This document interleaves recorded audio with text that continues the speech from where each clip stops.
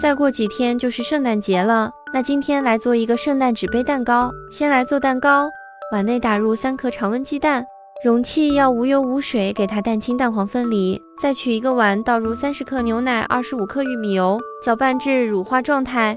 准备55克低筋面粉，给它过下筛。画 Z 字形的方式搅拌均匀，加入3个蛋黄，继续搅拌均匀，直到无干粉颗粒就可以了。蛋清内挤几滴柠檬汁或白醋去腥。电动打蛋器开高速，给它搅打起鱼眼大泡泡。45克白糖先倒入1/3，继续搅打到比较光滑细腻了，再加入1/3白糖，一共分3次加入。等搅打的稍微有点阻力了，把电动打蛋器改成低速，直到搅打到提起来打蛋器有一个直的不弯的小尖尖就可以了。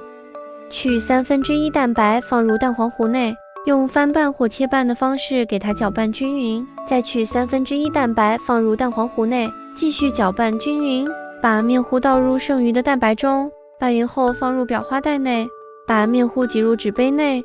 因为我们需要裱花，所以只需要挤6分满。最后震出里边的大气泡，就可以上烤箱烤了。上下火130度，提前预热10分钟，放中层先烤40分钟左右。蛋糕烤到一定的高度，转150度，再烤5到10分钟左右，上下色。蛋糕烤好后拿出来彻底晾凉，一共烤了11个。再准备150克冷藏过的淡奶油，25克白糖，糖的量可以根据自己的情况适当的加减。最后的状态一定要搅打到硬性可以裱花为止。这个奶油的量可以给6个纸杯做裱花。先取一点奶油，把表面给它抹平。再来准备几个草莓做小雪人，从中间给它来一刀就可以，上边再挤上一点奶油做小雪人的脸。草莓的尖尖给它做帽子。下边就是 DIY 时间了，自己随便发挥你的想象力。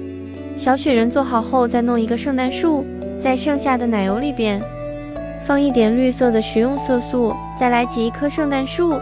怎么感觉这个绿色有点不太正经的绿呢？